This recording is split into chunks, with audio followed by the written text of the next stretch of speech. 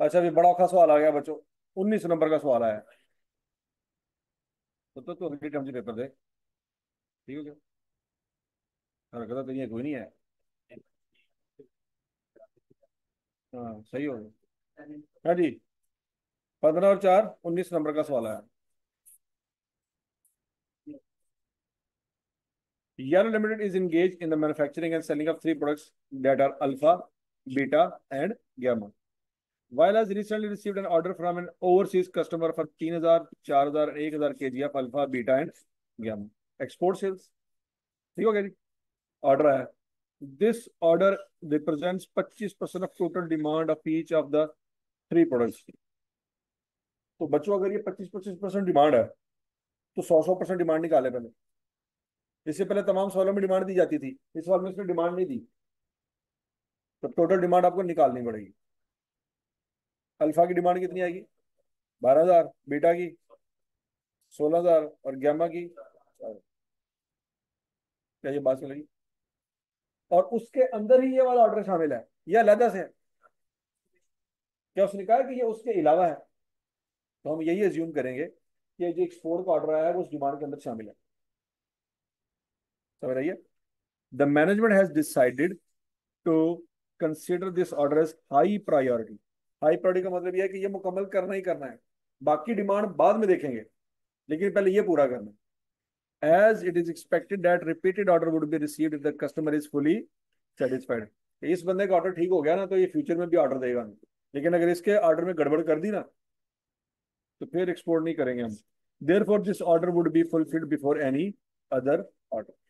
Logic समझ आ गई बच्चों? तो पहले टोटल डिमांड निकालो। शाबाश शाबाश शाबाश शाबाश शाबाश।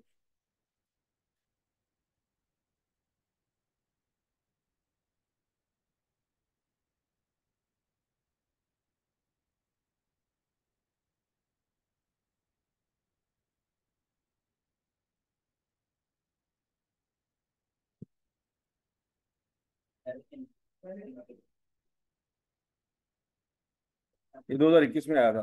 कब आया था जी? 2021 में। तो बच्चों सबसे पहला हम काम यहाँ पे क्या करेंगे जी? डिमांड निकाल लेंगे। डिमांड समझ आई है? अल्फा की डिमांड कितनी है? 12,000। बीटा की 16,000। गैमा की 4,000। क्लियर हो गया जी? इससे पहले क्या होता था, सवाल में डिमांड में दी जाती थी, अब उसने डिमांड नहीं दी, हमें वो डिमांड निकालनी पड़ेगी। अच्छा, अगला स्टेप क्या है? Identification of limiting factor. पहले वो पहला स्टेप होता था, अभी हम उसको दूसरा स्टेप बना रहे हैं। क्यों? क्योंकि डिमांड नहीं है, डिमांड निकाली हमने। और लॉजिक समझ आई है? हाँ जीरो कर रहे हैं, तीनों माइनस है ना कर दिए। कितने पेन भराओ? बोलना नहीं। 5 तो -1। तू जो किसी भी शहर फड़ के जीरो करना है तो तीनों सी माइनस ना करिए। नहीं नहीं कर दें, तीनों माइनस कर दें खैर। जीरो वैसे ही क्या मतलब? तेनों जीरो तो थोड़ा सा एक स्टेप आगे लेके जा रहे हैं ना, माइनस। ताकि तेनों पता लगे कि की फील होता है। हाँ, तेरे घर में पता लगे कि तू माइनस हो गया, रोटी छोटी बच जाएगी। 5 मिनट तो पहले पहले तेरे भैन भरा तेरे कपड़े तो लड़ पैणगे। क्या कपड़े मेरे, अब बूट तेरे। बुरश ही तेरा किहने इस्तेमाल कर रहा है जो तो आपी कभी इस्तेमाल नहीं किया। समझ लगी? फिर सोची इन्हों जीरो कर दिए। हो जाता ना?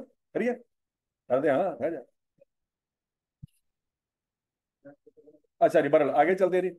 The per unit detail of the sale price, cost and direct labour are required for each product are given below. Selling price सबको दी हुई बच्चों, 10,000, 9,000 और 12,500। अब आपको पता है बच्चों, अगर आपने वो एक्सपोर्ट ऑर्डर एक्सेप्ट करना है ना तो उसकी सेल प्राइस हो सकता है तो सवाल में ना दी हो। और अगर उसकी सेल प्राइस दी भी होती तो हमारे लिए रेलिवेंट नहीं है। क्यों भला? हमने बनाना ही बनाना है। हम तो जो फटा करेंगे या रैंकिंग करेंगे वो कब करेंगे? तो लोकल पे करेंगे ना, एक्सपोर्ट पे तो हमें टेंशन नहीं है कि भाई कंट्रीब्यूशन इसका क्या होगा वगैरह वगैरह। बराबर। तो लोकल उसने सेल प्राइस बता दिया है। कितनी है जी? 10,000, 9,000 और 12,000। स्पेशलाइज्ड केमिकल जो इस्तेमाल होगा बच्चों, ये मटेरियल है। ये पर किलो है, ये पर यूनिट है? कैसे पता लगा?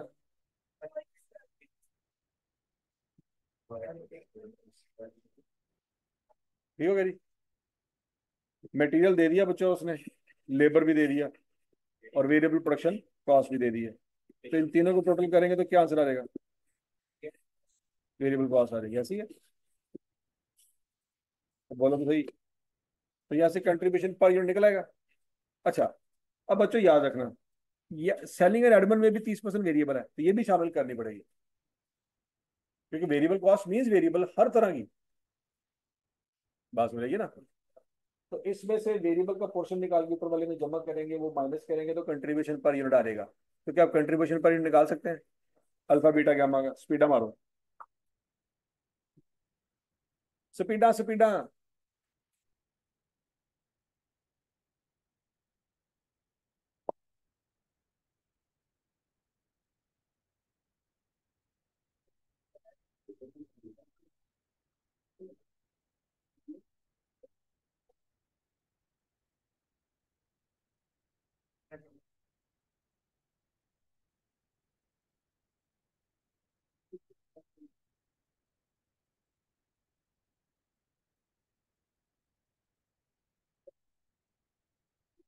हाँ भाई, कंट्रीब्यूशन पर यूनिट निकाल दिया।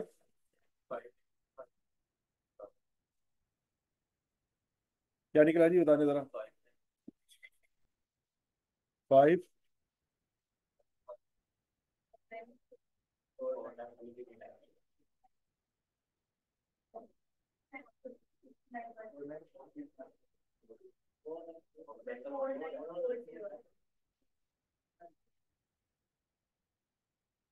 अच्छा जी। अब बच्चों, फिक्स प्रोडक्शन कॉस्ट आपको पता कभी पर यूनिट नहीं होती। तो अगर उसने पर यूनिट निकाल के दी है, तो किसी चीज को किसी पे डिवाइड किया होगा। यहाँ पे उसने बताया डायरेक्ट लेबर आवर्स रिक्वायर्ड 6, 5, 8, और यहाँ पे स्टार लगाया हुआ है। Fixed cost are allocated on the basis of expected demand. तो इसका मतलब ये हुआ बच्चों कि जो टोटल फिक्स कॉस्ट होगी,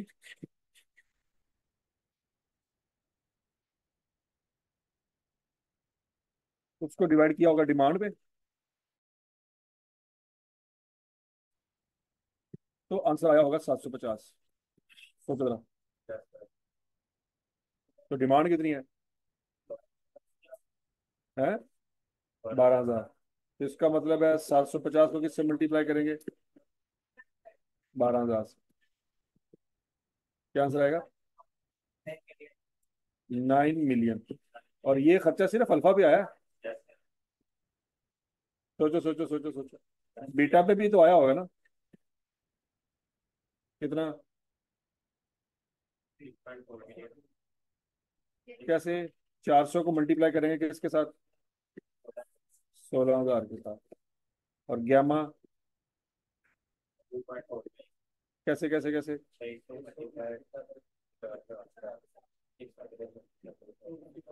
तो इनको टोटल करेंगे तो आंसर क्या आएगा?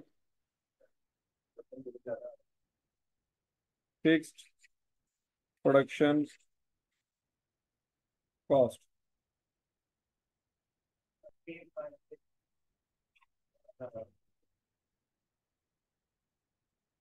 और ये प्रोडक्शन कॉस्ट है, ये बात समझ आ रही है।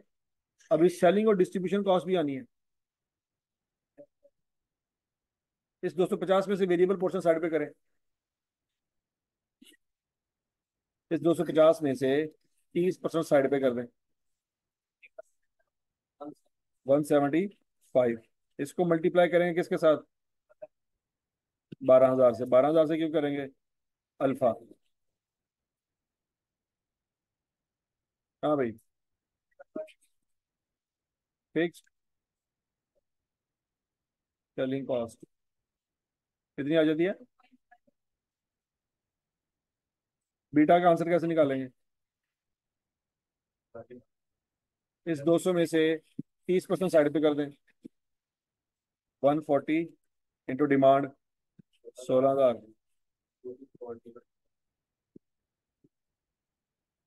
और ग्यामा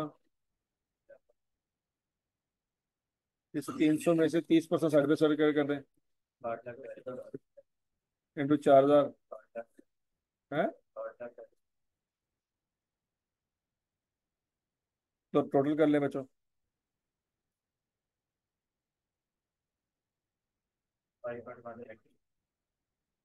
5 पॉइंट,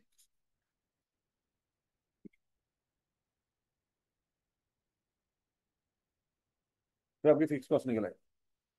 तो समझ आ गई सबको? अच्छा जी।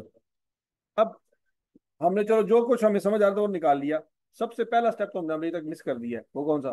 लिमिटिंग फैक्टर तो हमें पता ही नहीं है कि फटा किसकी वजह से पड़ना है। Each product require specialised imported chemical, हाँ जी आ गया फटा। YL has been allowed to import that chemical maximum to 70 million per annum। Material का फटा है कि आप इंपोर्ट करते हैं केमिकल 70 मिलियन पर एनम का, मतलब 70 मिलियन से ज्यादा इंपोर्ट नहीं कर सकते। तो फिर हमें देखना पड़ेगा कि ये जो मटेरियल है इसमें सबसे पहले ये एक्सपोर्ट ऑर्डर तो कंप्लीट करेंगे ना हम। अब 3,000 यूनिट बनाने हैं किसके? अल्फा के। एक यूनिट पे कितना मटेरियल लगेगा? 2500। फिर 4,000 पे कितना मटेरियल लगेगा? 1,800। और 1,000 पे मल्टीप्लाई करके 70 मिलियन में से माइनस कर दो। पहले एक्सपोर्ट ऑर्डर तो कंप्लीट करना, शाबाश।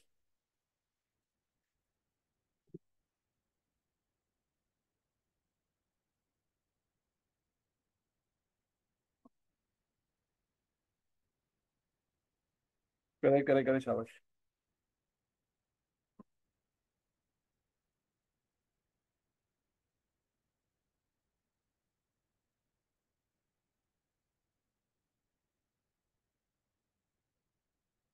एक्सपोर्ट ऑर्डर पे टोटल कितना मटेरियल लगेगा?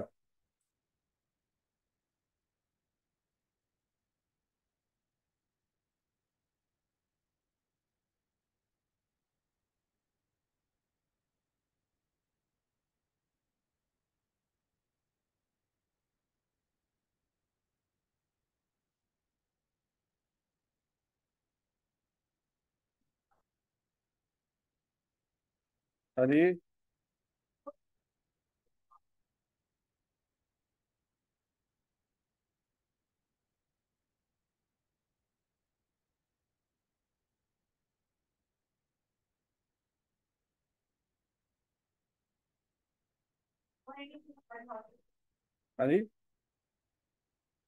182 100,000।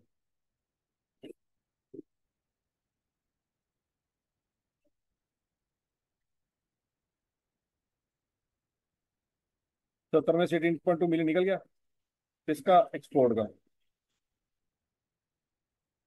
नहीं समझ रहे। अब जो लोकल आपने चीजें बेचनी है उस पर बताएं जी कितना माल लगना है। अब लोकल में याद रखना अल्फा के कितने यूनिट बनाएंगे? 7,000। वो कैसे आया? छिहत्तर मारू। ए सेल प्राइस जो ਤੁਸੀਂ 3,000 यूनिट माइनस कर देते दो घटे मत ਤੁਹਾਡੇ ਤੋਂ ਚਵਲ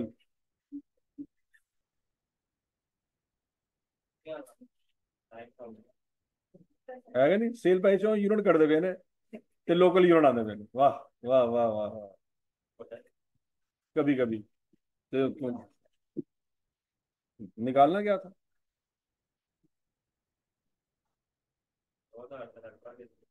9,000 यूनिट होंगे जी अल्फा के, 12,000 यूनिट होंगे बीटा के, और 3,000 होंगे gamma के। अब 9,000 को मल्टीप्लाई करें 2500 से, 12,000 को मल्टीप्लाई करें 1,800 से, 3,000 को मल्टीप्लाई करें 3,500 से।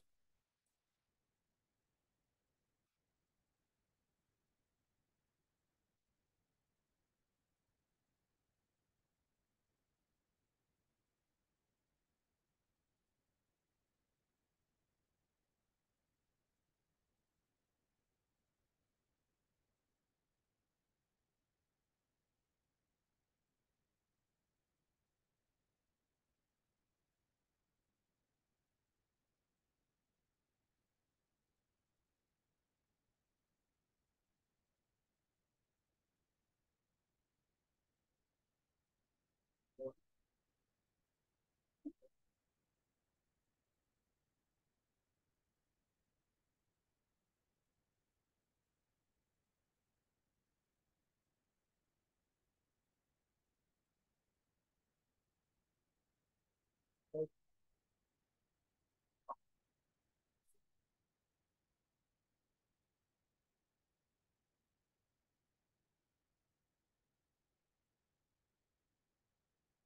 भाई, क्या आंसर आता है?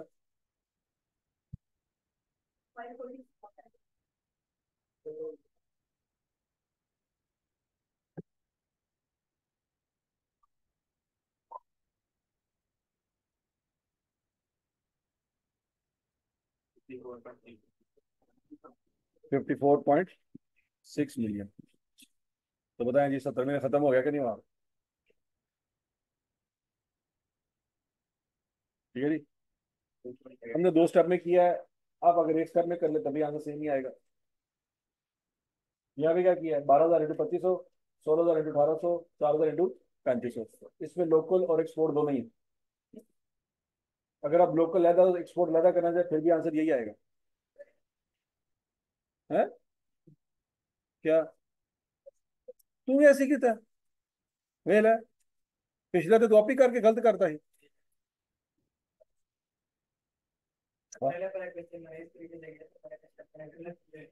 वाह जी वाह। चलो बार, ये स्टेप नंबर 1 है, उसमें तो आपने देखना होता है ना कि भाई माल कम है या ज्यादा है। उसमें तो आप जैसे मर्जी कर लें, फर्क है नहीं पड़ता।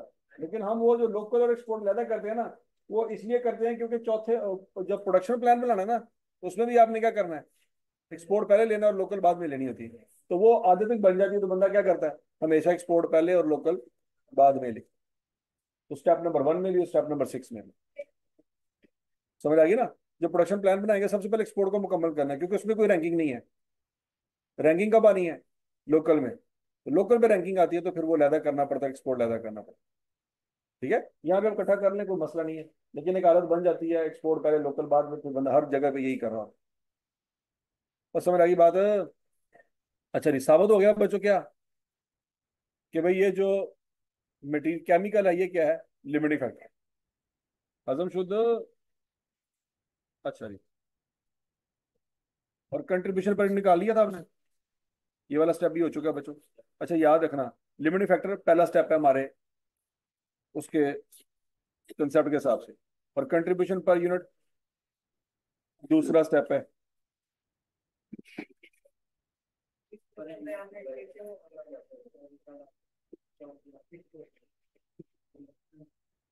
हैं? स्टेप नंबर 3 क्या है? Limiting factor per unit. Step number 4 क्या है? हाँ, हाँ। और स्टेप नंबर 5 क्या है?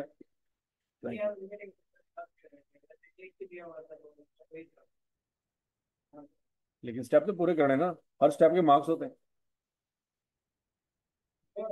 तेरा भी यही हाल है। तो पेपर जो कखना लिखी एग्जामिनर ना कांचे 10 के आ रहे हैं। हाँ,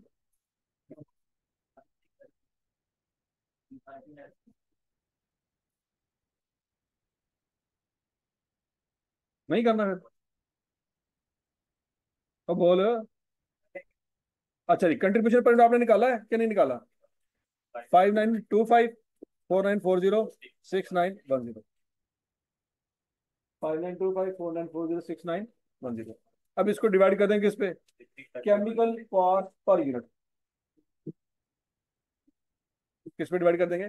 केमिकल जो लगना है पर यूनिट। वो कितना कितना लगना है बच्चों?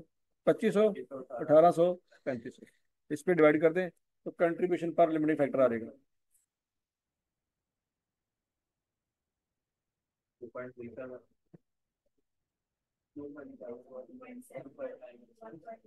2.37, 2.74 और 1.97। तो रैंकिंग बन जाएगी। सबसे पहले किसको बनाएंगे? बीटा, फिर अल्फा, फिर ऑप्टिमम प्रोडक्शन प्लान आ जाएगा। सबसे पहले एक्सपोर्ट, फिर लोकल।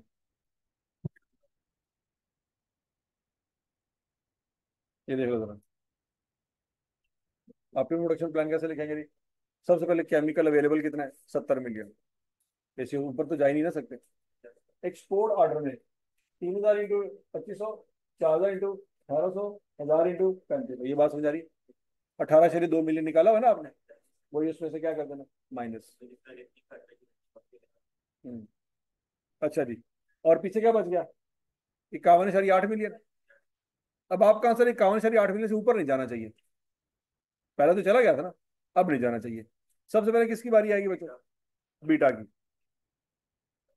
अब बीटा के 12,000 यूनिट है आपके पास, भला क्यों, 4,000 ऊपर सवाल हो चुके हैं एक्सपोर्ट वाले। तो 12,000 को मल्टीप्लाई करेंगे 1800 से, फिर अल्फा के 9,000 को मल्टीप्लाई करेंगे 2500 से, और जो एंड पे बच जाएगा उसको 3500 से डिवाइड करेंगे, तो बैलेंसिंग फिगर आ जाएगी।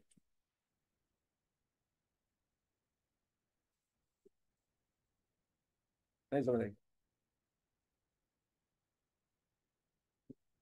तो गैमा की वैसे डिमांड थी 3,000 यूनिट, ऐसी है ना, गैमा की वैसे डिमांड कितनी थी, 3,000, लेकिन हम गैमा के 2200 यूनिट से ज्यादा नहीं बना सकते।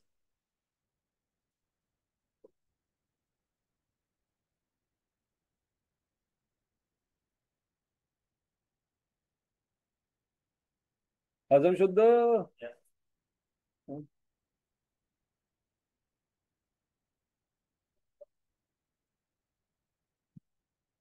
हजे तो अद्धा है, ये जो तू पहले कीता है, कीता है ना पहले, हाँ, हमें तो कहता भाई तो कीता है।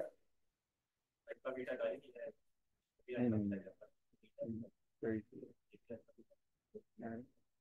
सही सही, फिर कहता आई क्या फेल कर देना, जो तुम अल्फा बीटा का सवाल आएगा उन्होंने कही है तो मैं ऑलरेडी 2 बारी कीता है ना, पूछो मेरे को नवा सवाल पूछो। फिर वो कहेंगे 6 महीने बाद आना, असं नाम चेंज कर देंगे उन्हें दे तक।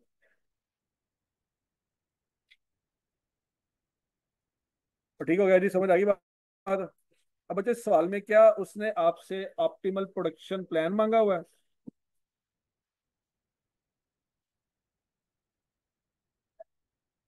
उसने मांगा हुआ प्रॉफिट मैक्सिमाइजेशन प्रोडक्शन स्केड्यूल। अच्छा जी, अब बच्चों याद रखना,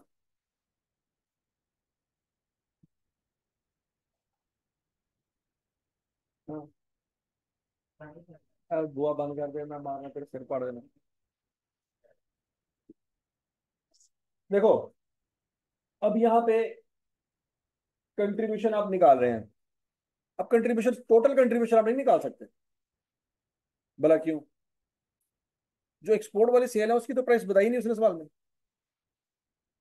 उसकी तो नहीं ना बताई। अच्छा, इसका मतलब है एक्सपोर्ट सेल की उसने प्राइस नहीं बताई, तो वो उस यूनिट्स को आप साइड पे कर दो। क्यों बोला, क्योंकि आप उसकी कंट्रीब्यूशन रेलिवेंट था ही नहीं हमारे डिसीजन मेकिंग, क्योंकि वो तो हमें बनाना ही बनाना था, वो तो हमने हर हाल में बनाने पड़ा है। असर फटा कब होगा, जब अपने केमिकल को लोकल यूनिट्स पे यूज करेंगे। तो लोकल में बच्चों अल्फा के कितने यूनिट आप सेल कर सकते हैं, 12,000, उसको मल्टीप्लाई करेंगे कंट्रीब्यूशन पर यूनिट से, निकाला हुआ ना आपने, है? अच्छा चलो ठीक है, 9,000 ले लो, 12,000 की जगह 9,000 ले लो, कोई मसला नहीं। यहाँ पे फिर कितना रहेगा, 12,000, यहाँ पे कितना रहेगा, 2200, और 3,000 की तो आएगी 76 मारूं।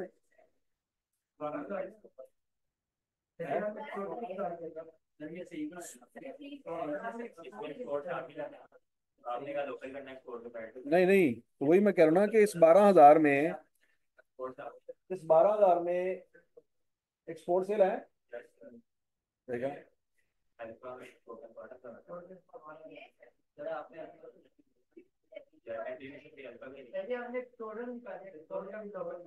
चलो ठीक है, वही मैं कह रहा हूँ ना, 12,000 की जगह का क्या ले लें, 9,000, 16,000 की जगह क्या ले लें, और यहाँ पे 3200 की जगह क्या ले लें, क्योंकि ये 1,000 कौन सा है, एक्सपोर्ट वाला, तो इसके अंदर 4,000 एक्सपोर्ट वाला, इसके अंदर, ये इस अजम्पशन पे निकाला है हमने, क्योंकि उसने एक्सपोर्ट सेल की प्राइस हमें सवाल में नहीं दी।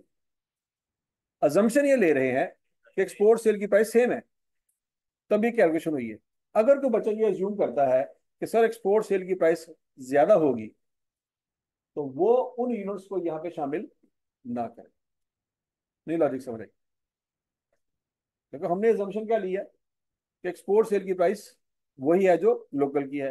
मतलब नॉर्मली ऐसा होता नहीं है। फिर एक्सपोर्ट करने की जरूरत क्या है? मैं तो लंदन माल कर लो, तगों को लेके ना से तो लब दे रहो। फिर तुम कहते जब पाकिस्तान ने चोरी की थी ਅਸੀਂ ਤੈਨੂੰ ਫੜ ਲੈਂਦੇ ਹੁਣ ਤੂੰ लंदन 'ਚ ਬਹਿ ਕੇ चोरी की ਅਸੀਂ ਕੀ ਕਹੀਏ? फड़ा तो पाकिस्तान 'ਚ भी नहीं जाना। लेकिन चलो तसल्ली तो रहती है ना सानू, मतलब यूके 'ਚ चोर पै गए ਤੁਸੀਂ इंटरनेशनल ही जरीर होए।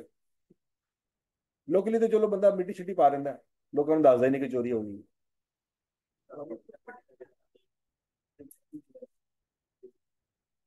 और समझ आ गई बात है। तो ये कंट्रीब्यूशन अगर आप सिर्फ लोकल सेल का निकालना चाहें तो कोई मसला नहीं, आप लोकल सेल का निकाल सकते हैं, वो भी ठीक होगा। क्या?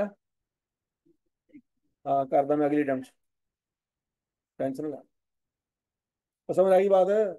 अच्छा जी। अब उसने हमें कहा नहीं था वैसे ये, क्या उसने हमें कहा था कि कंट्रीब्यूशन निकालो? नहीं, उसने हमें ये नहीं कहा कि कंट्रीब्यूशन निकालो। उसने हमने कहा है कि प्रोडक्शन स्केड्यूल बना के दो। क्या बना के दो? तो फिर हमें क्या स्यापा पड़ा कि हम कंट्रीब्यूशन निकाल के बैठे हैं? हाँ जी। हाँ, यहाँ पे कुछ पहले लिखा हुआ, वो क्या लिखा हुआ कि हमने वो प्रोडक्शन स्केड्यूल बना के देना जहाँ पे प्रॉफिट है। तो कॉमन सेंस यही है कि प्रोडक्शन स्केड्यूल जो बनाते हैं वो वहां पे प्रॉफिट मैक्सिमम ही होता है। क्योंकि हमने ऑलरेडी रैंकिंग कर ली। रैंकिंग की क्यों थी? रैंकिंग इसलिए तो की थी कि प्रॉफिट क्या हो। तो इस वर्ड का फायदा कोई नहीं है। अगर हम सिर्फ प्रोडक्शन स्केड्यूल भी दे देंगे तो सवाल हमारा ठीक है गलत नहीं है। तो फिर ये स्यापा क्यों पढ़ाई हमने किया क्यों? ये बात स्टोरी समझ आई हमें। आगे बढ़ गए। अब आगे सुने। हाँ, अब आगे सुने। The management of YL is concerned over restriction on import of specialized chemical in the existing country of operation as any shortfall to meet demand cannot be fulfilled। वो कहता है देखो, ये चीज बनती ही उस केमिकल पे है जो इंपोर्ट होता है, मतलब पाकिस्तान में केमिकल मिलता ही नहीं है, पहली बात। दूसरी बात, पाकिस्तान में हमारे अलावा और कोई प्रोडक्ट बनाता ही नहीं है। अगर कोई और बना रहा होता तो उससे बाई करके अपनी डिमांड पूरी कर लेते, सेविंग पर यूनिट निकाल के। याद है कुछ कुछ? तो सेविंग का यहाँ पे कोई कंसेप्ट नहीं है। इसका मतलब यही है क्या कि यहाँ पे कोई और बंदा हमारे अलावा ये चीज बनाता ही नहीं है। पेप्सी, पेप्सी वालों के अलावा कोई और बना रहा है, ठीक है। पेप्सी डिमांड पूरी कर रही है, पूरी नहीं हो पा रही, तो ओना को पेप्सी ला ला के परचेज करके सेल करी जा रहे हो। हो सकता है ऐसा? हो रहा है? अच्छा। अब अगला पॉइंट। अब पेप्सी ने वो जो केमिकल इस्तेमाल करना है पेप्सी बनाने में, वो केमिकल पाकिस्तान में नहीं वो बना रहे। वो केमिकल क्या हो रहा है? इम्पोर्ट हो रहा है। वो केमिकल क्या हो रहा है? इम्पोर्ट हो रहा है। हार्डीज वाले जो बर्गर बना रहे हैं उसमें जो चिकन या मटन या बीफ जो डालते हैं, वो पाकिस्तान से नहीं बाय करते, वो बाहर से आते हैं। मैकडोनल्ड वाले जो चिकन इस्तेमाल करते हैं वो बाहर से आते हैं। समझ रही बात है? तो डेफिनेटली अगर वो बाहर से इंपोर्ट कर रहे हैं, और इंपोर्ट करने में क्या पे करना पड़ेगा? आवाज नहीं आई। सिर्फ टैक्स पे करना पड़ेगा। हाँ। और और है।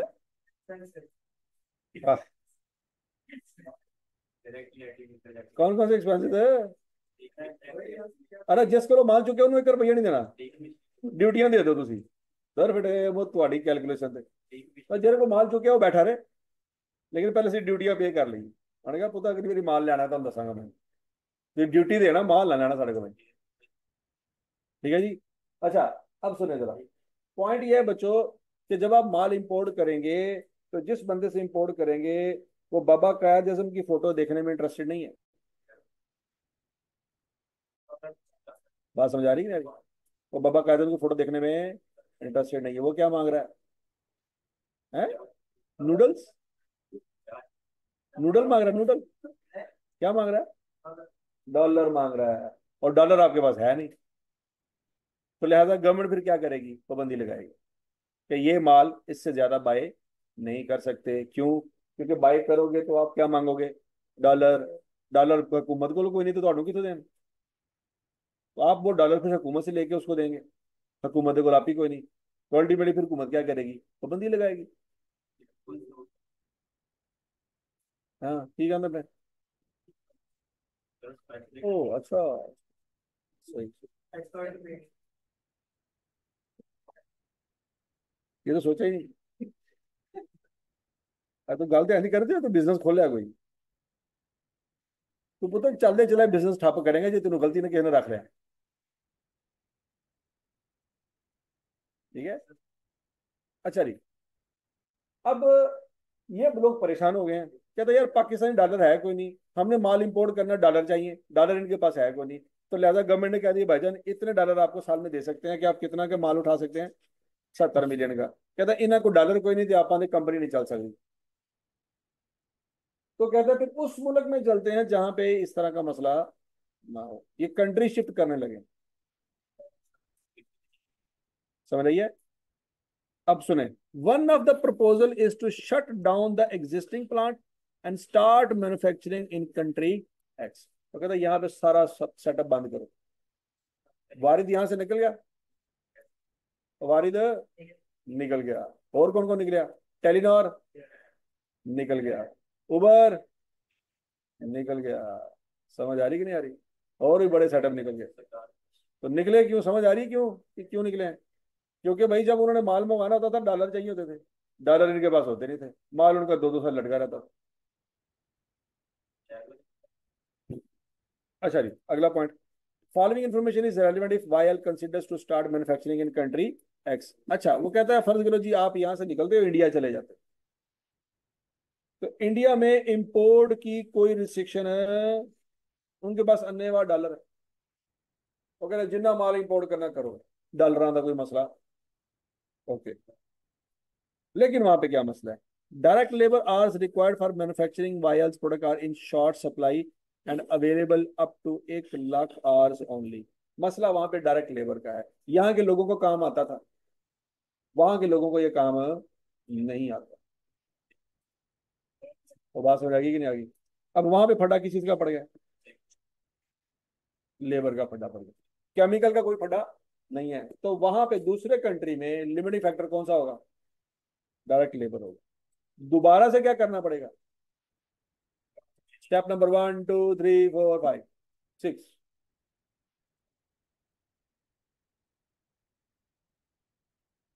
तो बच्चों स्टेप नंबर 1 समझ आ रहा है। आपने साबित करना है कि लेबर क्या है, लिमिटिंग फैक्टर है। अब लेबर कैसे निकालेंगे बच्चों, सुने, क्या आपको यहाँ पे पर यूनिट लेबर आर दिए हुए हैं, जरा कैलकुलेट करें शाबाश।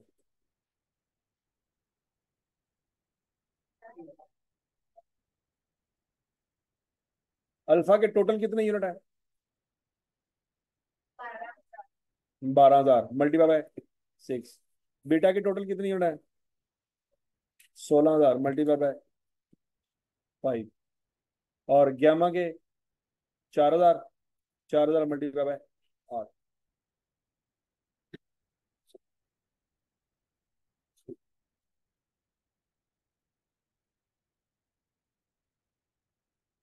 हाँ जी, कितने आ गए,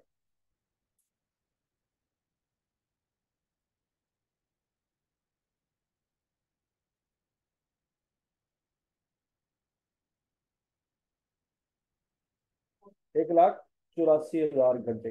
अवेलेबल कितने हैं, इसका मतलब है कि लेबर साबित हो गया क्या है जी, लिमिटिंग फैक्टर।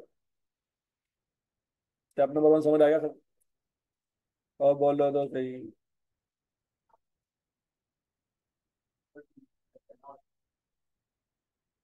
क्या, हाँ, क्वेश्चन क्या करता,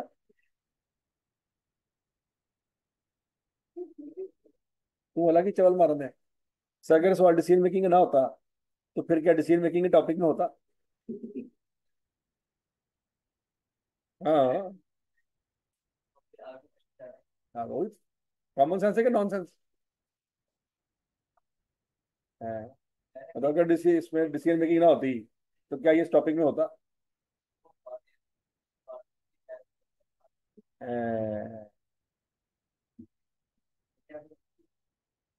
तेरा ना म्यूजियम बनाना है, तो तेन जिंदा ही उसे दफन करना ते जाओ जी गल्लां कर रहे ना माशाल्लाह प्यारियां प्यारियां कि अजियत सिर्फ असी क्यों बर्दाश्त करिए ये लोगों को भी मतलब मौका मिलना चाहिए।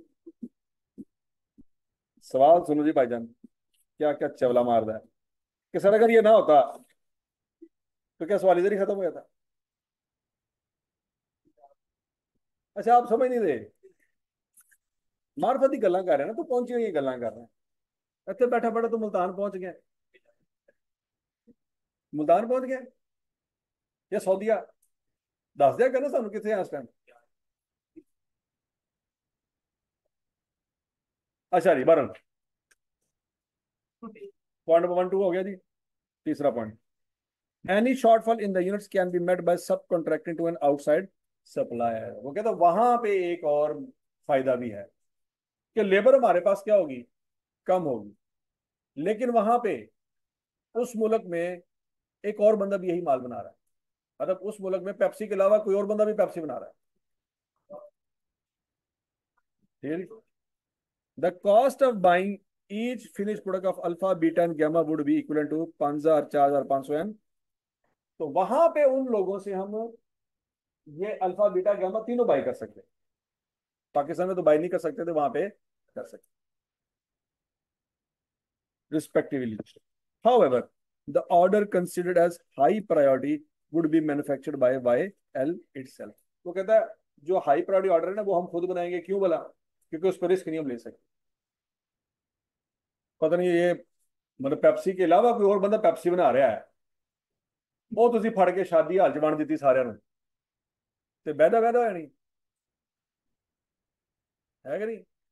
दूल्हा समेत सारी बारात जेल के साथ उन्होंने जाली पेप्सी पिलाई है।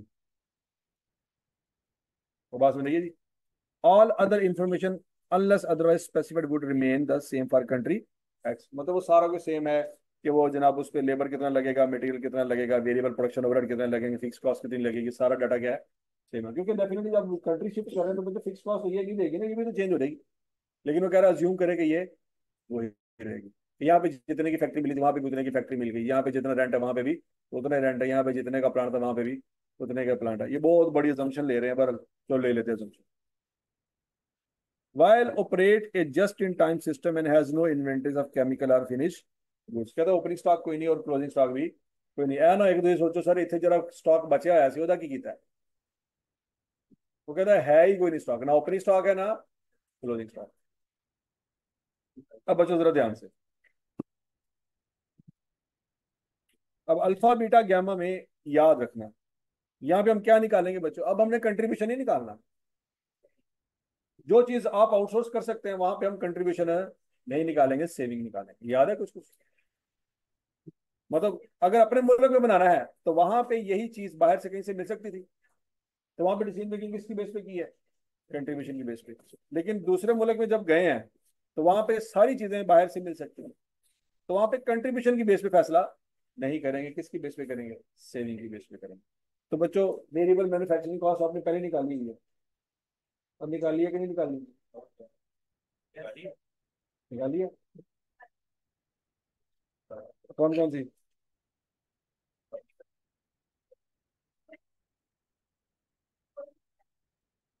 4075। अब यहाँ पे याद रखनी है बच्चों बात आपने, जब आप कंपेयर कर रहे हैं ना परचेज प्राइस को, तो टोटल वेरिएबल कॉस्ट नहीं लेंगे।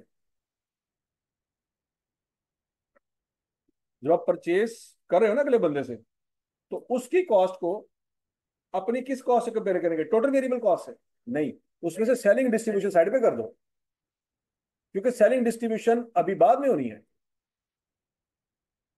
नहीं समझ आई भैया, आप उसका माल परचेज करोगे तो सेलिंग डिस्ट्रीब्यूशन का खर्चा तो उसमें भी आना है। अपने उस यूनिट की कॉस्ट को जिसमें सेलिंग डिस्ट्रीब्यूशन है उसकी उस कॉस्ट से कंपेयर करें जिसमें सेलिंग डिस्ट्रीब्यूशन नहीं है, तो ये कंपैरिजन हो सकता है। नहीं समझ आई, आपने अपना यूनिट के ऊपर भी सेलिंग डिस्ट्रीब्यूशन का खर्चा करना है, लेकिन उसका जो बाई करेंगे उसका भी सेलिंग डिस्ट्रीब्यूशन का खर्चा करना है। अपने वाले में कॉस्ट शामिल है और उसके वाले में कॉस्ट अभी शामिल नहीं है, बाद में करनी है, तो कंपैरिजन हो सकता है। जिस कंपनी वो बेचेगा वो तो शॉर्ट निकाल के बेचेगा। वो तो अपना करके बैठा हुआ है ना, होते आ रहा। जब वो हमें 5,000 रुपये रेट लगा रहा है,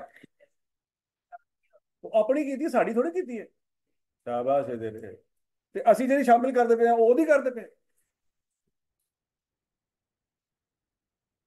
है। क्या चल रहा है, क्या चल रहा है, कसम कुछ समझ नहीं आ रही। अब यह ना पूछना सर इसमें मटेरियल लेबर एफर्ट है कि नहीं है, है? सोचने वाली गल है वैसे, ये तो सोचा ही नहीं। और इसमें मटेरियल लेबर एफर्ट शामिल है? नजर तो नहीं आ रहा। ਉਹ ਸਾਨੂੰ ਕੱਚਾ ਮਾਲ ਦੇਈ ਜਾ ਰਿਹਾ ਹੈ, ਵੇਚੀ ਜਾਓ ਵੇਚੀ ਜਾਓ। ਮਾਰਾ ਅਸੀਂ ਪਾਣੀ ਲਿਆਣ ਗਏ ਸੀ, ਉਹਨੇ ਛਾਪਰ ਸਾਨੂੰ ਕਾਲਾ ਪਾਣੀ ਪਾ ਕੇ ਦੇ ਦਿੱਤਾ, ਆ ਲੋ ਚੁੱਕੋ। ਅਸੀਂ ਆਖਿਆ ਅਸੀਂ ਪੈਪਸੀ ਵੇਚਣੀ ਹੈ, ਉਹਨੇ ਕਿਹਾ ਪੈਪਸੀ ਹੈ ਛਾਪਰ ਦੇ ਵਿੱਚ ਹੈ ਬਸ। है। अच्छा जी। अब बच्चों याद रखना, जब आप अपनी वेरिएबल मैन्युफैक्चरिंग कॉस्ट लिखेंगे ना, तो उसमें सिर्फ कौन सी कॉस्ट आएगी? Material labour efforts. ठीक हो गया? तो मटेरियल लेबर एफर्ट्स की कॉस्ट जब आप निकालेंगे, याद रखना, तो उसमें सिर्फ ये तीन कॉस्ट आएंगी। कौन कौन सी? 2500, 1250 और 250। ये जो 250 का लिया था 30%, ये नहीं आना, क्योंकि ये आपने डिस्ट्रीब्यूशन के वक्त खर्चा करना है।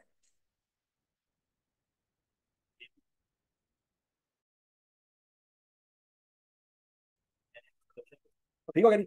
तो बच्चों 4,000 हमारा खर्चा आया, लेकिन मार्केट से कितने का मिला है?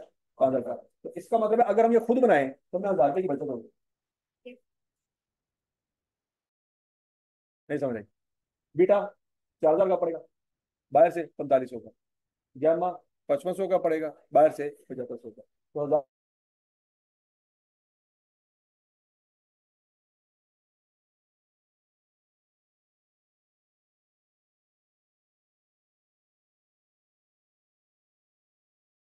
1,500, 2,000 समझ आ गया? क्या ये बात समझ आई है?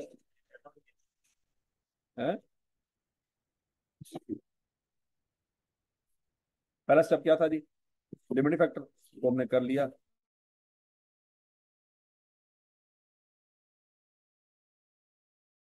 दूसरा स्टेप क्या था जी? सेविंग निकालना। याद है क्या है? हर लिमिटिंग फैक्टर। पांचवा स्टेप क्या है? रैंकिंग। और ये टेबल सबको समझ आ गया?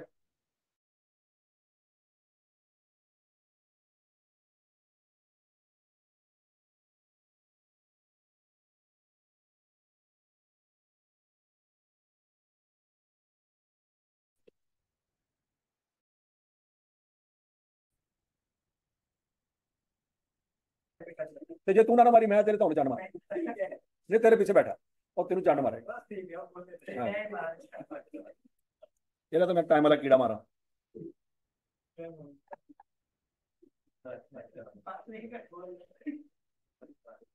हाँ।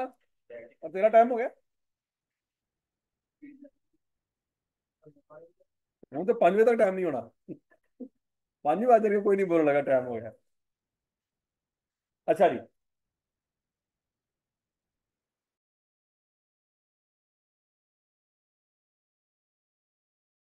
1,000 को 6 पे डिवाइड किया, बच्चों क्या आया?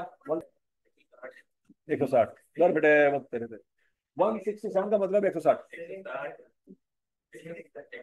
है। क्या मतलब 167 का मतलब क्या है?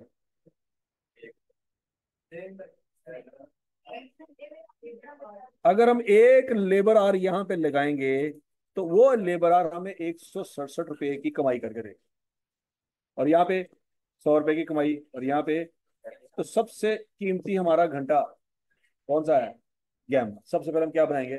गैमा, फिर अल्फा, और फिर बीटा। तो लगी नहीं? तो ये बच्चे नोट लिखा हुआ है, पढ़ लो जरा। Variable selling and admin cost is not included because we are comparing it with the purchase cost. तो जब आप एक चीज को बाय कर रहे हो, अभी आपने बेचा नहीं है उसको, क्या कर रहे हो? बाय। तो उसको बाय करने के खर्चे को किससे कंपेयर करना चाहिए? मैन्युफैक्चर करने के खर्चे के साथ। इन दोनों के ऊपर डिस्ट्रीब्यूशन का खर्चा आना है, और इन दोनों के ऊपर सेलिंग का खर्चा आना है। तो वो तो बाद में आना है ना। फिलहाल बाय को मैन्युफैक्चर के खर्चे से कंपेयर करेंगे। तो समझ आ गई बात कि हौसला। और समझ आई बात? अब अगला पॉइंट, ऑप्टिमम प्रोडक्शन प्लान। आपके पास कितने घंटे अवेलेबल है बच्चों? 1 लाख। वो स्पेशल ऑर्डर सबसे पहले मुकम्मल करें, क्योंकि वो तो हमने बनाना ही बनाना है।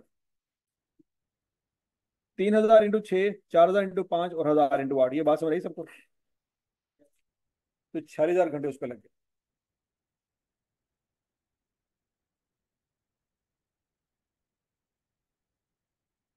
और 3,000 × 6 कहाँ से आया?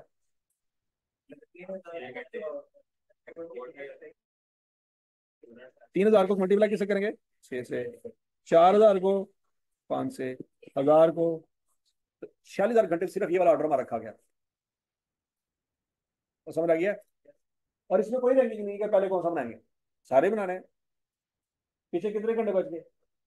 54,000। अब हम लड़ेंगे बैर। पहले किसको बनाना है? ग्यामा को। ग्यामा के कितने यूनिट बाकी हैं बच्चों? ग्यामा, देखो 1,000 यहाँ पे आ गए ना। टोटल डिमांड कितनी थी? 4,000। 1,000 ऊपर चले गए, बाकी कितने रह गए? उस पर घंटे कितने लगने हैं? तो टोटल कितने हो गए? 24। तो 54 में से 24 निकाल दे, पीछे कितने रह गए? 30। ऐसी है। ग्यामा के बाद दूसरी बारी किसकी है? अल्फा की। अल्फा की टोटल डिमांड कितनी थी? आवाज नहीं आई। अल्फा की टोटल डिमांड 12 थी। 12 में से 3 निकल गए, पीछे कितने रह गए? 9। अच्छा, 9 को जब 6 से मल्टीप्लाई करेंगे तो आंसर क्या आएगा? 54,000। लेकिन उतने तो हमारे पास घंटे है ही नहीं। हमारे पास घंटे कितने अवेलेबल है? 30। तो फिर देखेंगे 30,000 में अल्फा के कितने यूनिट बन सकते हैं? 5,000। ये 30,000 से 5,000 कैसे निकाला, ये बात समझ रहा है? 30,000 को डिवाइड करेंगे किस पे? इसका मतलब है बीटा तो सारे का सारा ही रह गया। बीटा का आप लोकली एक भी यूनिट नहीं बना सकते। और अल्फा भी रह गया। अल्फा की लोकल डिमांड कितनी थी? 9,000। कितनी पूरी कर सकते हैं? तो इसका मतलब अल्फा का क्या करना पड़ेगा? 4,000 हमें खरीदने पड़ेंगे। और बीटा सारे का सारे खरीदना पड़ेगा। हजम शुद्ध कि खत्म शुद्ध? अब जरा सुनो ध्यान से। अगर तो आपने बच्चों ऊपर वाली इस कैलकुलेशन में, ऊपर वाली इस कैलकुलेशन में एक्सपोर्ट वाले यूनिट नहीं लिए, तो नीचे वाली कैलकुलेशन में भी एक्सपोर्ट के यूनिट नहीं लेंगे, ताकि कंपैरिजन हो सके। अगर आप ऊपर वाली कैलकुलेशन में एक्सपोर्ट वाले यूनिट नहीं लिए, तो नीचे वाली में भी एक्सपोर्ट वाले यूनिट नहीं लेंगे। लॉजिक समझ आ गई? लेकिन अगर आप ऊपर वाली कैलकुलेशन में एक्सपोर्ट की यूनिट ले चुके हैं इस अजम्पशन पे कि भाई एक्सपोर्ट की प्राइस और लोकल प्राइस क्या है, सेम, तो फिर दोनों जगह पे ले लें, आंसर आपका सेम आएगा। समझ आ गई बात? अच्छा, अब बच्चों जरा ध्यान से, अल्फा के कितने यूनिट ऐसे हैं जो हमें एक्सपोर्ट करने हैं? 3,000। ऐसी है। और कितने यूनिट ऐसे हैं जो हमने खुद बनाने हैं? अच्छा, जो हमने एक्सपोर्ट करने हैं वो भी हमने खुद ही बनाए होंगे कि नहीं? उसने कहा था स्पेसिफिकली कि हमने खुद बनाने हैं, बाय करके एक्सपोर्ट नहीं करने। मतलब पेप्सी अगर आपने एक्सपोर्ट करी तो जेन्युइन करो ना, लोकल वाम ਨੂੰ स्क्रीन वाली पेप्सी पे आई जाओ। तो समझ रही बात? अच्छा बराबर। तो 3,000 ये वाले हमने खुद बनाए होंगे, और 5,000 ये वाले भी हमने खुद बनाए होंगे। इसको किससे मल्टीप्लाई किया? अब ये 5,925 बच्चों वही वैल्यू है जो ऊपर हमने लिखी थी, याद है? 5,925। और याद रखना इस 5,925 में सेलिंग एलिमेंट माइनस हुई पड़ी है।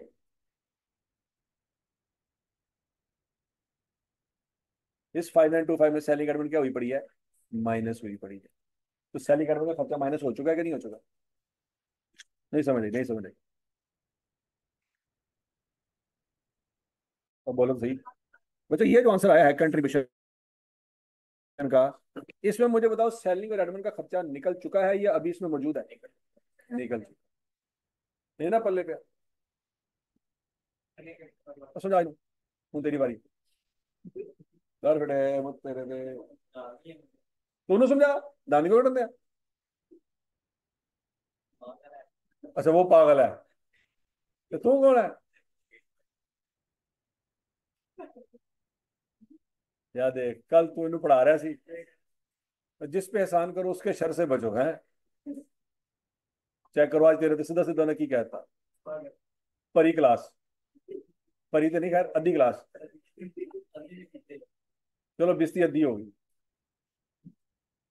क्वार्टर हो गई। मैं बाकी बैरे गूंगे ने, उन्होंने सुनिया कोई नहीं है। अच्छा जी, अब अगला पॉइंट है बच्चों अल्फा। अब जरा ध्यान से, अल्फा के कितने यूनिट है? 4,000।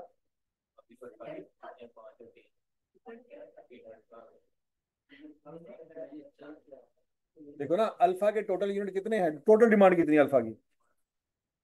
12,000 है। कितनी है? ऊपर वाली लाइन में 8,000 आ चुके हैं।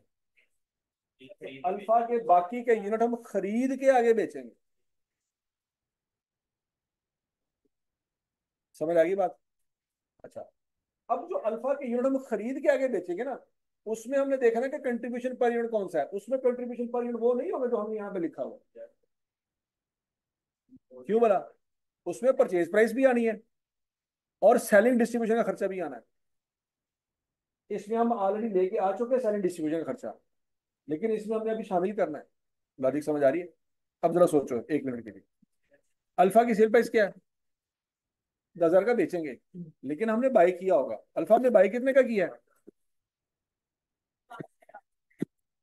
तो बच्चों 10,000 में से 5,000 माइनस कर रहे हैं, ये बात समझ आ रही है? और अगला पॉइंट, अल्फा के ऊपर आने वाली सेलिंग डिस्ट्रीब्यूशन का 30% लेके आंसर आता है 75। तो ये भी माइनस करेंगे। ये क्यों माइनस करेंगे, बात समझ आ गई? क्योंकि हमने उससे बाय तो किया, लेकिन बाय करके आगे जब भेजेंगे तो उसके ऊपर मजीद खर्चा आएगा ना। वो कितना खर्चा आएगा? 75। तो बच्चों याद रखना, इस 5925 में भी 75 माइनस हुआ पड़ा, और यहाँ पे भी माइनस हो रहा है। अब समझ आई बात?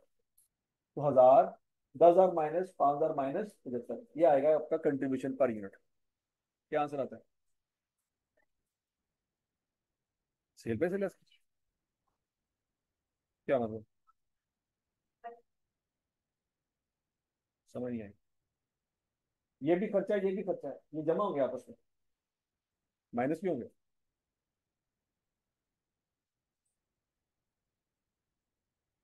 हाँ भाई,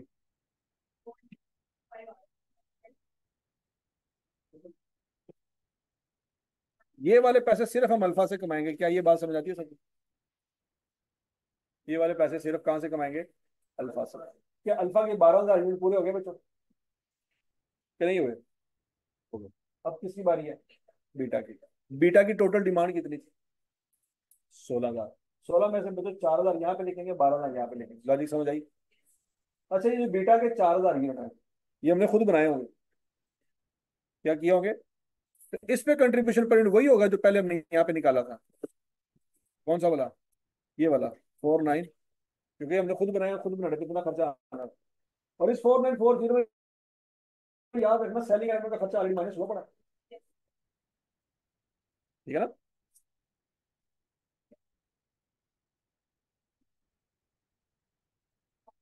तो 4,000 इंटू 4940 समझ आ गया सबको? और ये हमने मैन्युफैक्चर करके बेचा, ऐसे ही है। और बीटा का एक भी यूनिट लोकली जो हमने बेचना है वो मैन्युफैक्चर कर ही नहीं सकते। ये हम और अल्फा तो किया था, बीटा हम कर ही नहीं सकता। तो लोकल कितनी सेल करनी है? 12,000। तो 12,000 का 12,000 हमें परचेज करना पड़ेगा। समझ आ गई? अच्छा, अब परचेज करते हैं। पहले तो ये पॉइंट है ना कि बीटा की सेल प्राइस क्या है? 9,000। ओके, ये हमें परचेज करते वक्त कितने का पड़ेगा? 4,500। ओके, जब डिस्ट्रीब्यूशन करेंगे तो बच्चों डिस्ट्रीब्यूशन में खर्चा कितना पड़ेगा? 60। तो बच्चों 9,000 माइनस 4,500 माइनस 60।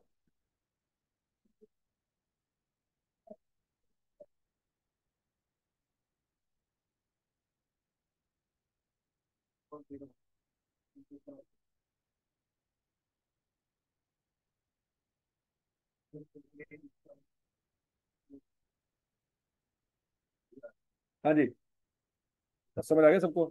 तो बच्चों बीटा से हमने इतने पैसे कमाने हैं। हजम शुद्ध। अच्छा गैमा हमें बाय करना पड़ेगा। गैमा सारे का सारा हम खुद बना सकते हैं। गैमा जो हमने एक्सपोर्ट करना है 1000 यूनिट वो, और 3000 ये दोनों के हम फिर क्या कर सकते हैं, खुद मैन्युफैक्चर कर सकते हैं। तो बच्चों 1000 और 3000 इन दोनों को जमा करेंगे और इस पे एक ही रेट लगेगा। क्यों? क्योंकि ये हमारा मैन्युफैक्चरिंग वाला कंट्रीब्यूशन। समझ आ गई थी? अब बोलो तो सही। तो टोटल कंट्रीब्यूशन कितना हो गया बच्चों?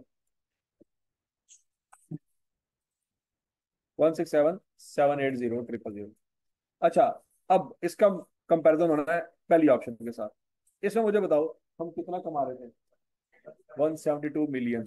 और यहाँ पे कितना कमा रहे हैं बच्चों? तो फिर डिसीजन क्या होगा कि कंट्री एक्स में जाने का फायदा? केमिकल की इंपोर्ट में, मतलब अपना मुल्क ही होता है सादा अल्फाज में। जिन्हें मरीज लीड हो रहे हैं, ठीक है जी। Y L should continue. अब अंग्रेजी लिखनी है आपने, क्यों भला? क्योंकि उसने डिटरमाइन का वर्ड यूज किया, याद रखना। रिकमेंड, जब भी वो कहेगा ना डिटरमाइन या रिकमेंड, इसका मतलब अंग्रेजी लिखनी पड़ेगी, आप कंक्लूजन देना पड़ेगा। उसने सिर्फ ये नहीं कहा कि स्केड्यूल बनाएं, उसने क्या कहा है? Recommend whether Y L should continue manufacturing in the existing country और start manufacturing from country X.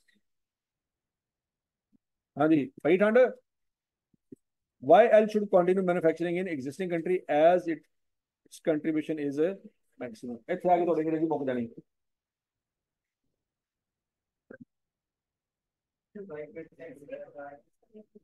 हाँ कंक्लूजन सबसे पहले लो, बल्कि तो लिखने की लोड़ ही कोई, उन्होंने पता है।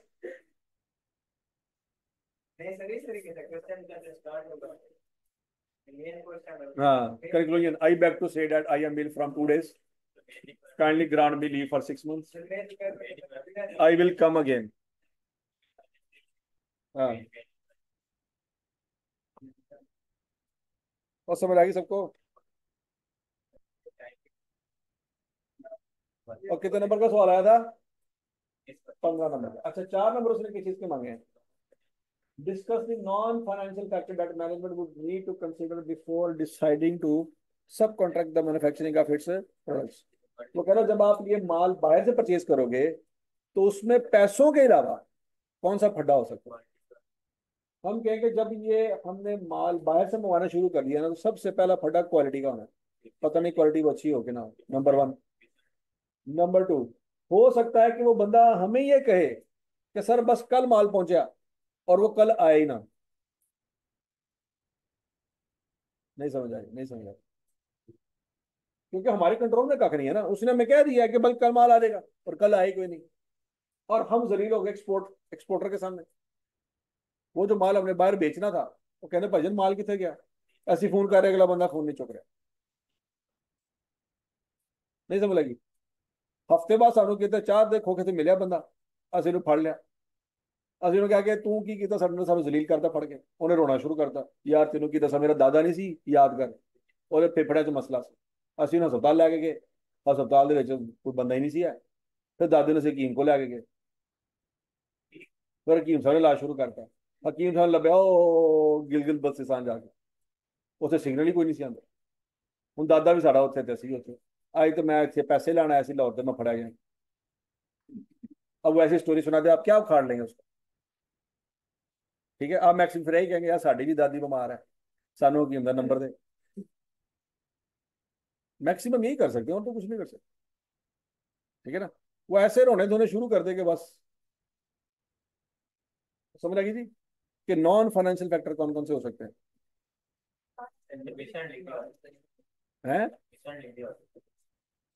मिस हैंडलिंग, वो तो ऑलरेडी हो नहीं चुकी। ये किस टाइम में सवाल आया था जी? ये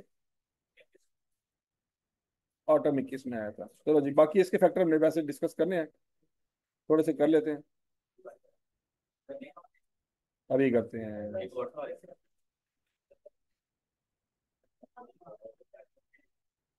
वैसे थ्योरी हमने लादा से पढ़नी है, टेंशन नहीं लेनी है आपने।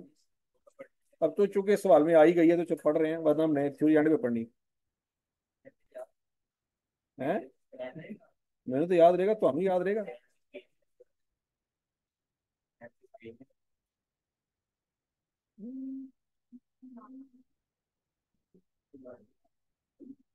और क्या क्या हो सकता है भला, सोचो।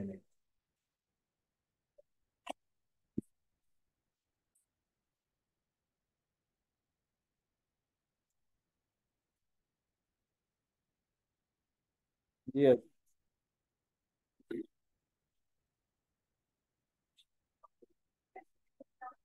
पहले तो हमने डिस्कस कर लिया ना।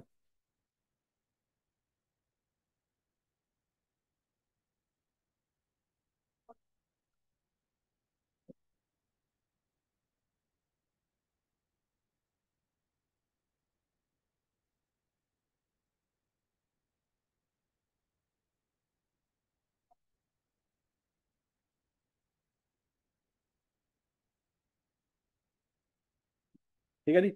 टाइम का मसला भी डिस्कस हो गया बच्चों, क्वालिटी का मसला भी डिस्कस हो गया। ये किस चीज का मसला है? क्वालिटी का। टाइमली भी उसने यहाँ भी डिस्कस कर लिया, यहाँ पे भी टाइम आ गया। अच्छा जी। Point number two. Point number three, a decision to outsource work may have implication for employment within the entity and it may be necessary to make some employee redundant। तो कहता है देखो, जब आप आउटसोर्स करोगे तो हो सकता है आपको कल को अपने एम्प्लॉइज फारग करने पड़ जाए। रिडंडेंट से क्या मुराद है? जॉब से निकाल दिया। This will have cost implication and could also adversely affect relation between management and other employees। क्या कह रहा है?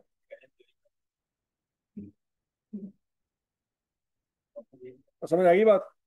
अगला point, it might be appropriate to think about the longer term consequence of a decision. देखो, आपने अगर हर चीज outsource कर दिया है तो आप कभी उस एरिया में एक्सपर्ट हो ही नहीं पाएंगे, उस एरिया में एक्सपर्ट नहीं हो पाएंगे। देखो सिंपल सी बात है, दोबारा एग्जांपल लेता हूँ, बाटा वाले। बाटा वाले जब किसी जमाने में खुद से बूट बनाया करते थे, बड़े आला क्वालिटी के होते थे, 10-10 साल चल जाते थे। सबसे पहले सबसे बड़ा भाई पहनता था, फिर छोटा भाई, फिर उससे छोटा भाई, फिर बाटा के बूटों के चक्करों में 4-4 5-5 बच्चे पैदा हो जाते थे। क्या बूट साढ़े को पे बच्चा कोई नहीं आता भाई, बूट नहीं टूटते थे। और अगर शकल खत्म हो जाती थी बहन भाइयों की, तो फिर वो फूफी के बेटों को या खाला के बेटों को दे दिया जाता था अतिया के तौर पे का, तुसी पाओ। वो इतने मजबूत बूट होते। फिर एक वक्त आया कि बाटा वालों ने कहा यार असि क्यों बना रहे थे पागल, चाइना तो इतना सस्ता माल आ रहा है, तो हम चाइना से माल लेके उस पर बाटा का ठप्पा लगा के बेच लेते हैं। तो उससे क्या हुआ, उसके बाटा को दो फायदे हुए, एक नुकसान हुआ। फायदा यह हुआ कि पहले एक दफा एक घर बूट परचेज करके चला जाता था तो 10 साल तक बाटा का दुकान दुकान पे जाता ही नहीं था, कस्टमर ही खत्म। समझ लगी कि नहीं लगी? और फिर दूसरा ये था कि उसकी कॉस्ट ज्यादा होती थी। जो बाटा वाले खुद बूट बनाते थे ना, तो उनकी मैन्युफैक्चरिंग कॉस्ट क्या होती थी? ज्यादा होती थी। चाइना से जब माल आता था तो उसकी कॉस्ट क्या होती थी? उनको सस्ता पड़ता। तो उन्होंने वहां से प्रॉफिट भी क्या किया, कमाया। और नंबर टू, अपने क्या किए, कस्टमर भी बढ़ा दिए। जो 10 साल बाद कस्टमर दोबारा आता था, अब वो 6 महीने बाद ही टूटी जूती दब बना बहाना बना के थे बाटा की दुकान पे पहुंचा था। वो गालियां भी दे रहा होता बाटा वालों को, लेकिन दोबारा बूट वहीं से ले रहा होता।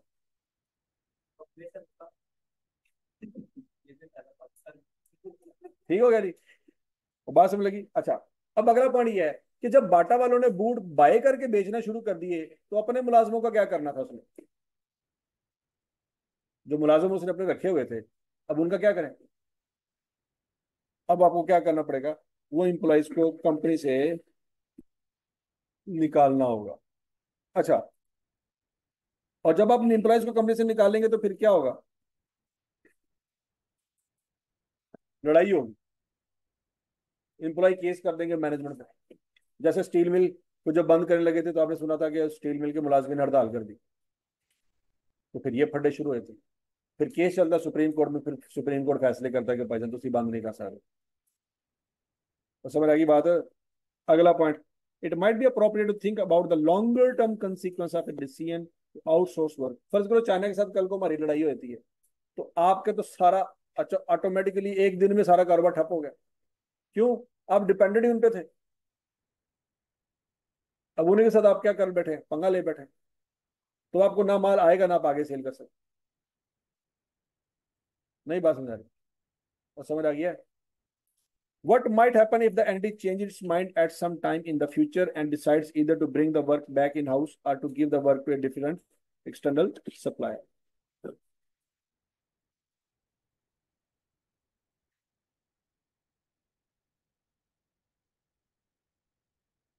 यानी कल को अगर आप अपने घर में दोबारा काम शुरू करवाते हैं तो डेफिनेटली क्वालिटी पे जमीन आसमान का फर्क पड़ेगा। अब आपके पास जीरो से आपको लोगों को ट्रेन करना पड़ेगा। तो हो सकता है कि जो चाइना वाली क्वालिटी है शुरू शुरू में वो क्वालिटी भी आप मेंटेन ना कर पाए, क्योंकि आपके बंदों को काम ही नहीं आता होगा। जिन बंदों को 10-15 साल पहले फर्क किया था वो दोबारा थोड़ी आएंगे आपके पास। समझ आइए? It might be difficult to maintain competitive advantage from the work of the external supplier since the competitor can hire the same supplier as well. वो कहता है कि जरूरी नहीं है कि जिस सप्लायर से हम माल ले रहे हैं और आगे यूरोप बेच रहे हैं तो यूरोप वालों को भी तो अकल आ सकती है। उनको पता चल गया कि हम चाइना से माल लेके ठप्पा लगा के आगे दे रहे हैं, वो कहेंगे सियापी ना राब्ता कर लेंगे। क्यों बोला? सोचो, जो माल वो हमसे 10,000 रुपए का ले रहे हैं वही माल वो सप्लायर हमें, देखो जरा, ये 10,000 का सेल कर रहे हैं उसको, और यही चीज उसको 5,000 की पड़ जाएगी। जैसे लोग कहते हैं कि यार अली बाबा से चीजें परचेज करके अमेजोन पे बेचो, तो एक बंदा जिसने अमेजोन से चीज बाई करनी है वो खुद अली बाबा पे चला जाए। समझ आएगी नहीं आई? उसकी कॉस्ट ऑटोमेटिकली क्या हो जाएगी? रिड्यूस हो जाएगी। हाँ, वो दूसरी बात है कि चाइना में जो बंदा अमेरिका में बैठा है उसको अमेजन ही सूट करता है, अली बाबा सूट, क्योंकि अली बाबा से माल अमेरिका में जाने में टाइम लगेगा लेकिन अमेजोन से उसको अगले दिन मिल जाएगा। तो जिसको जल्दी माल चाहिए वो अमेजोन से बाय करेगा, और जिसको महीने 2 महीने अगर वो लेट कर ले कोई मसला नहीं है तो वो अली बाबा से परचेज कर ले। समझ लगी कि नहीं लगी? बराबर। और क्लियर है नॉन फाइनेंशियल फैक्टर है। तो याद रखना बच्चों, डिसीजन मेकिंग में इस तरह की थ्योरी 4-5 नंबर की आ जानी है आप। ठीक है जी। ओके जी बच्चों, थैंक यू।